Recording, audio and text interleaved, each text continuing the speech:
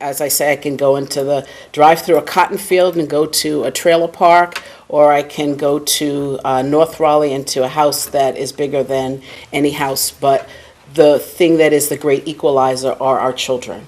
And I can also, I also have the opportunity to sit on a board that is at Hands and Voices, that is making national and international waves, ripples for families as well as professionals. And then at the university, being part of the LEND program, that really has been amazing because, as my mentor Jack Roush says, Janae, we are changing. You have the opportunity to change the lives of the upcoming therapists and clinicians. And so all that I do, I wear a lot of hats, but really I feel that it's an honor to be able to learn from people in different areas. So thank you again for being here. So today, I call this a different lens, creating vision for families of children who are Deafplus. We're just going to very simply look at 3 objectives. We may get through most of them, but really I want this to be a conversation. I don't like sitting and lecturing, although my family will tell you differently. But I do want this to be a conversation. So I'm going to run through, and if anyone wants the slides afterwards, Valerie and I can work on getting that. I do have some information, some technical and some statistics about Deafplus and families and children and the statistics nationwide, but really the heart of the matter, that's what really makes a difference in serving these families. I always say that people don't care how much you know unless they know how much we care. And so it is, I think, our obligation to really understand and seek to understand. Again, this is a taste. This is the appetizer of Deafplus. As I was putting this together, we could have been here for 3 days. And then actually I am meeting tomorrow with Daphne and Valerie and some other people to talk about next steps for Virginia to help us, I'm here, so us, to figure out how to support families just to support families of this population. So what is Deafplus?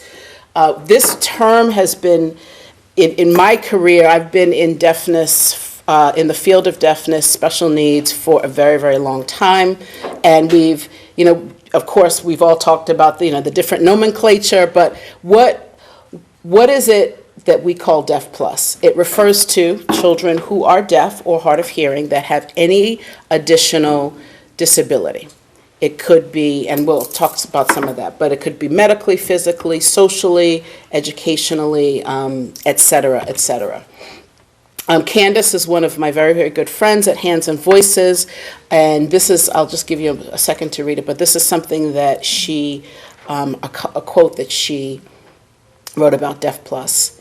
And what I like about this, it's a positive term. That's why we have adopted the term plus, because when a child is deaf or hard of hearing and has an additional disability, it does come with, oftentimes we can think about, this is the worst thing in the world, or see the negative.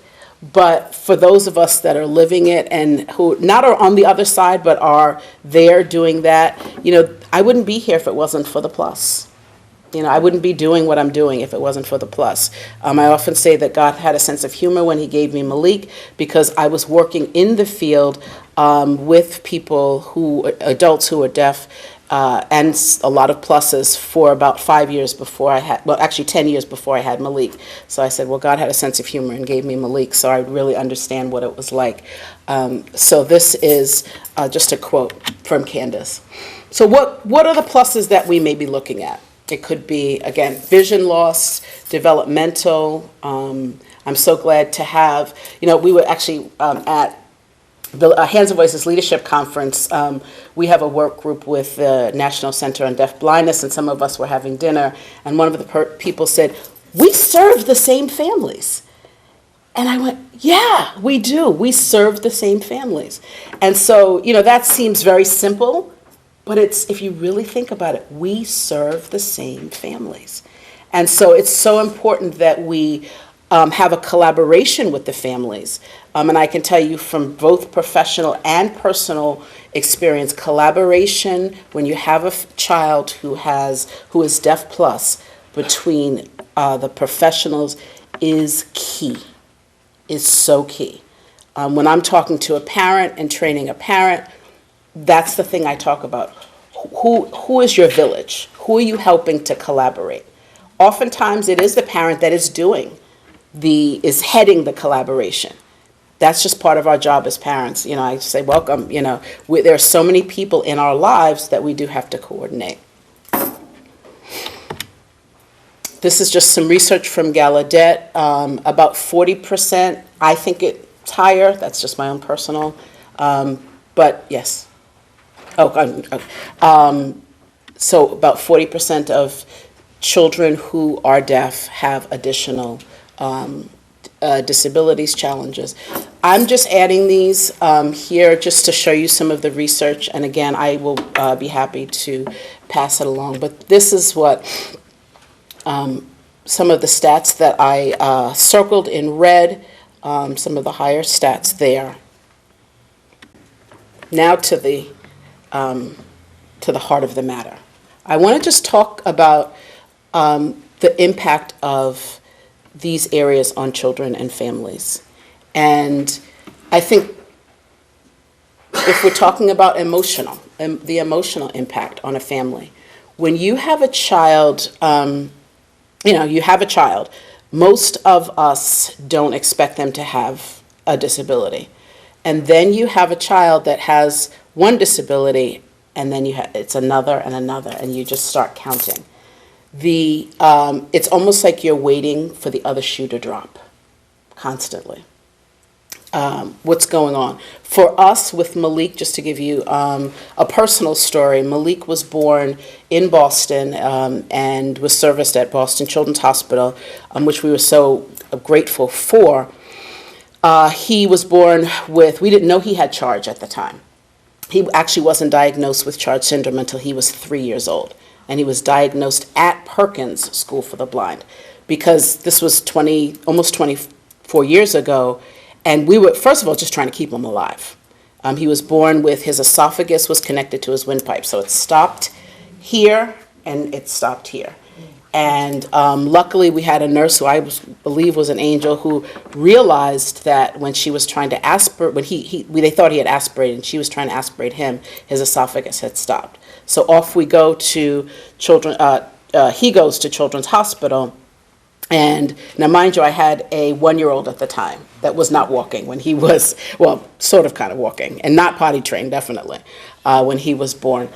And so, we take him to the hospital. I think by midnight, we realized that he not only had the tracheoesophageal fistula, he had a heart defect. In fact, his heart, the 4 chambers of his heart, there were no 4 chambers, they were all open. And then he had colobomas in both eyes. So at that point, we found out that he was blind in his left eye, and we thought he was blind completely. They thought they had some light perception in his right eye. And I'm trying to think. So that's what we knew. And here am I had just given birth. I walk into Children's Hospital and, expecting, a room for mothers that just gave birth in the NICU. Guess what? There is none. There is none. My husband's like, well, she should have a room to lay out so that she can, be with the baby. There is none. And I had another child, so we were going back and forth trying to figure out what was going on with Malik and to also take care of Imani. And I had no idea what was going on with Malik. I had no idea. Even if he would live, all these doctors are coming. One doctor came and he started drawing, this is the heart, and he started drawing pictures, and this is how we're going to do this. Another doctor came, simple plumbing job. We can just get this done. And so we are both getting this barrage of information. Luckily, we had my mom there, who is a New Yorker. That says a lot. And she's also a psychologist, and she's a grandmother, and she's tough. And so after the doctor said, simple plumbing job, she said, you better call the social worker, because this is not happening. And my husband's like, oh, Lord, let me call the police and the social worker, too, because I got 2 Bronx women here, with this doctor that is not doing what he needs to be doing. But she actually was my first example of advocacy. Because I was teaching parenting workshops, I was doing all of these things, but when it came to me, I had no idea what that meant. And so, that was kind of our emotional piece. The medical piece, we're dealing with, or families are dealing with so many medical pieces. You talk about medical home, our books and our charts are huge. There was one online that I was trying to fill out for Malik. And there weren't enough spaces for all the things wrong that were challenging him. It was you could take a fob and, put it on. I'm like, there's not enough room. And so I worked with the agency to say, okay, we've got to open some of these up because, it's not just the one thing oftentimes that they're dealing with. Again, communication, how the physicians communicate, how the family communicates. But I want to talk about the parent-professional communication. I said, what I said about the doctors, but also we had some wonderful, wonderful doctors that really explained what was going on with Malik, really communicated with us and said, okay, these are your options. This is what's going on, and helped to be that bridge between what we understood and what we didn't. We had no idea what was going on at this point. Looking at the education service delivery. Most of the families, do we have any early interventionists, any older or younger, anybody current? Okay. So, as an early interventionist, the child is on Child Find, at least in North Carolina, and you have, this is the child's diagnosis. But how many of you have gotten, this is the child's diagnosis, and then diagnosis, and diagnosis, and diagnosis? And so oftentimes with families, we're not having one therapist in the house. We're having a therapist. So you have a doctor for every part of the body that needs special care. Then you have a therapist, a OT, PT, early intervention teacher, speech, thank you, the social worker that comes out to the house. What am I missing? I'm trying to think of a vision, if you have a vision loss, teacher, the hearing impaired. And so there are so many people. So imagine there are 5 days in a week, and a family is finally out of the hospital maybe, and then they have, how do you coordinate all of the people in the house that come? And then you have the child that the service is being delivered to that is overwhelmed, and everyone means well, but, at least for us, Malik was just, he didn't, by Wednesday, he was done because we had someone, and sometimes we had 2 people a day. And so depending on what the challenge might be, there are a lot of service deliveries. I sit in a lot of IEP meetings at my job at Beginnings. And in fact, this month already, it's the 18th, I think I've been in 7 IEP meetings. And half of those children have additional disabilities. And part of the challenge is helping folks to see the holistic picture. And because everyone has their specific areas, right, as we should, of specialty, but to see the child holistically. How does what you're doing affect their, especially when we're going for the 3-year-old transitions and they're going to be going into preschool. And, they've had all of these services at home. How do you translate that into school? And then the other thing about early intervention, too, that a lot of families tell me in terms of service delivery, everything was at home. I had communication. I didn't have to take them anywhere. I understood what was going on. Now I have to give my child to someone else, and the communication changes. And I'm telling you, for having an early intervention, having the services in the home, oftentimes for families, that's the most adult contact they have every week. And I know I'm preaching to the choir. But imagine that, the most adult, for us, that was the lifeline for me, because I had a little one and I had Malik, and we couldn't go out. And we were in Boston, so it was cold.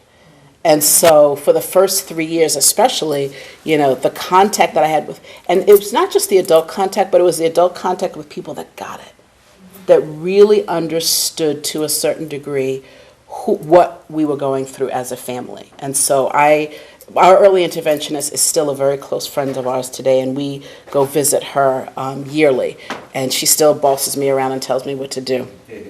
You need to put Malik in a chair with handles. Don't you know he needs his space? And she, still, that relationship really can last. Let's talk about social, community, and cultural. One of the things that I also find is culturally. I think it's important that we look at, and I don't only mean race and ethnicity, but encompassing what is the family's culture, first of all. How is the family seeing this child and this challenge and or disability? Is it a blessing or a curse?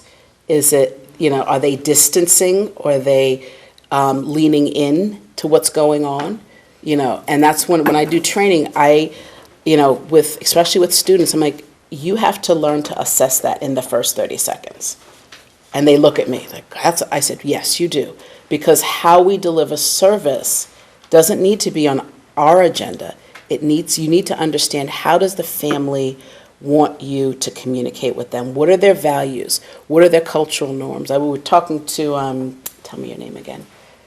Allison, just about that earlier. And I'm in North Carolina now. I've been there for 15 years. And we see everything from, the rural to the city to the country to the coast, which is wonderful. And I keep several things in my car. I keep a scarf in my car, because if I go into a house and the family is Muslim, I'm covering my head out of respect.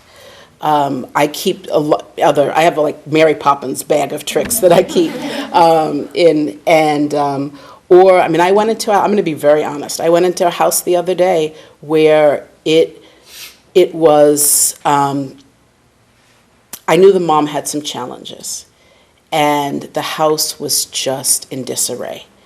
And I've been doing this a long time, I had to fix my face, and I had to go, okay. There were bugs on the floor, there was a lot, and it was one of those days, I'm like, you know what, not today, please, let me be honest, we have those days. I'm not going to stand up there and say, I go in every day thinking that, I'm going to, no, it was like, not today. And I knocked on the door, the mom wasn't home, I'm like, oh good, whew, maybe I can get out of this one. And then here she comes driving up, I'm like, oh man, but thinking about what is she going through? I, as a clinician or the professional, I was struggling, honestly. And I was in tears the whole way home. I'm like, oh gosh, can I win the lottery? I need a new profession. But really I was hurting for her.